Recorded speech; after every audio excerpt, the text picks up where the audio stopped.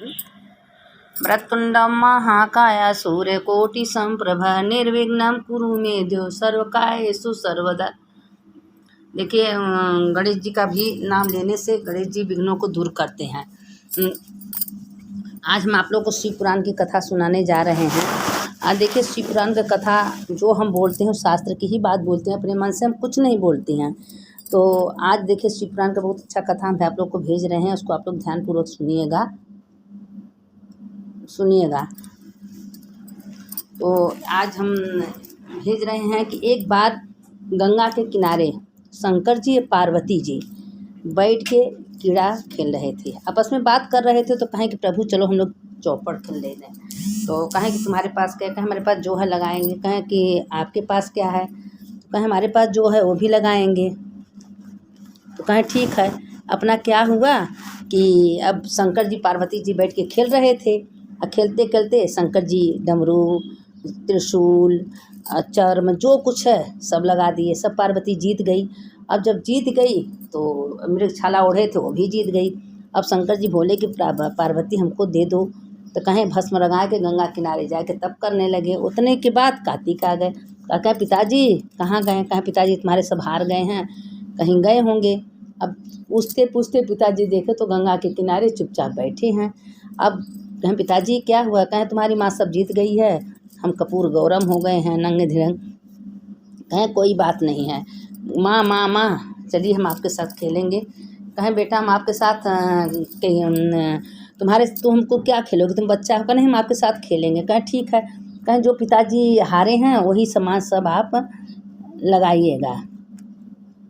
तो कहें ठीक है, वही सामान हम लगाएंगे आपका। कहें हाँ, जो आप पिताजी के साथ कहें। तो पिताजी के संगे डमरू, त्रिशूल, मृगछाला सब कुछ कार्तिक जीत गए। कार्तिक ले पिताजी को दे दी। पिताजी बहुत खुश हुए। अब थोड़ी देर बाद उदासी हुई, माँ उनकी बैठी थे, गणेश जी आए।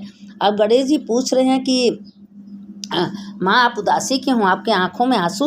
कहें हाँ, तुम्हारे पिताजी खेल रहे थे, हम जीत गए थे, उसे देख के संतोष करते थे। कार्तिक सब जीत के ले गया पिताजी को देने के लिए। कहें ठीक है माँ, अभी अभी हम दौड़ दौड़ के आ रहे हैं। अब गए पिताजी हमसे खेलिए। कहें बेटा तुम्हारे साथ क्यों खेलें? अब गणेश जी भी खेले, सब जीत गए, ले जाके माँ को दे दिए। अब इसी तरह होता रहा। तो एक बार कहें गणेश जी या कार्तिक जी बैठे। अब बैठे तो कहें ठीक है आज हम पासा डालेंगे। पासा बन गए विष्णु भगवान।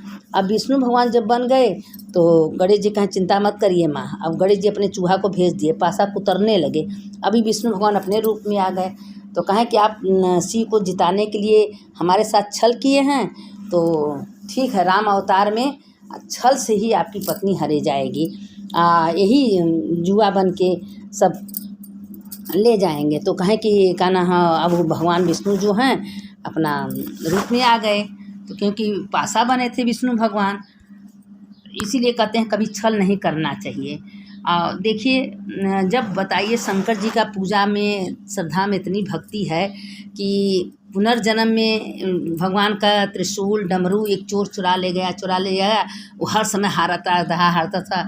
जब भगवान जी का ले गया, जुआ में लगाया, तो जुआ में जब लगा लिया तो जीत गया। जब जीत गया तो अब राजा बन गया, पैसा हो गया। तो उसके पास अब वो वेश्यागामी शराब जुआ करने लगा। करते करते एक बार गया वेश्या से, उससे माला मांगी और मीठा खरीद के ले जा रहा था। और ले जाके भगवान शंकर को जुआ वेश्या के पास तो ठोकर लग के गिर गया। तो 10 कदम पर शंकर की मूर्ति थी। शंकर जी के मंदिर में गया, शंकर जी से कहा कि आपकी वजह से हम गिरे हैं। ले गया मंदिर में, मीठा माला फेंक दिया। फेंकने के बाद 1 महीने बाद उसकी मृत्यु हो गई। जब वहाँ गया यमराज के पास तो अब लेखा जोखा कहें जिंदगी में कभी कोई पुण्य नहीं किया, हमेशा पाप ही किया, इसका कोई पुण्य है ही नहीं है। तो लेखा जोखा होने लगा। तो भगवान कहें कि नहीं, एक पुण्य किया है। 10 कदम चढ़ के शंकर जी के मंदिर में गया, 10 मिनट का इसका पुण्य हो गया। कहें नहीं, मंदिर नहीं गया था, ये तो वेश्या के लिए जा रहा था, ज़मीन पर गिरा था। भगवान के मंदिर कहें नाला में फेंक सकता था, गटर में, लेकिन आया तो शंकर जी के मंदिर में। अब शंकर जी के मंदिर में सोचो 10 मिनट पैदल जाके 10 कदम मंदिर में 10 मिनट का उसका पुण्य हो गया। अब कहें तुम्हारा ज़िंदगी भर का पाप है, पुण्य तो तुम्हारा कुछ नहीं है, क्या भोगोगे? तो कहें ठीक है, हमको पुण्य दे दीजिए 10 मिनट का। अब इंद्र को कहा कि इंद्र तुम 10 मिनट के इंद्रासन छोड़ दो। इंद्रासन पर बैठा दिया। तो अपने मन में सोचने लगा कि हम बेमतलब का गुस्से में 10 मिनट मंदिर में गए तो हमको 10 मिनट का पुण्य, ज़िंदगी भर में पुण्य करते तुम्हारा कितना पुण्य हो जाता।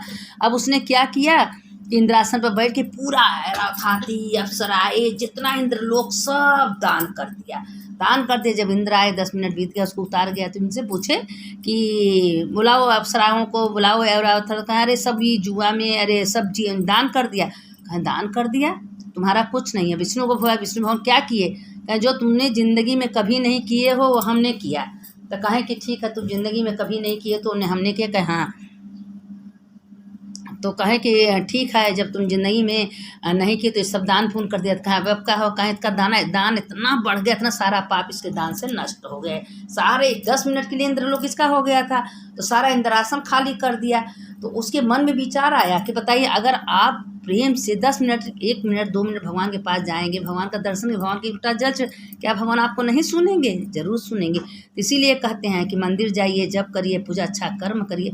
जो बुरा कर्म करते हैं उसका अंत भी बुरा होता ही है, जो अच्छा कर्म करते उसका अंत बहुत अच्छा होता है। इसलिए अच्छा कर्म करना चाहिए, कभी बुरा कर्म नहीं करना चाहिए।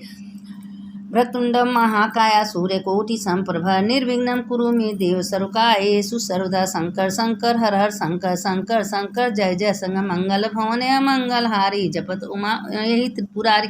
देखिए, भगवान का नाम जप, दर्शन, सत्संग कहीं व्यर्थ नहीं जाता। इसे बुरा कर्म का फल मिलता है, उसे अच्छे कर्म का भी फल मिलता है। अच्छे कर्म से पाप नष्ट होता है, दुख रोग शोक बीमारी दूर होता है।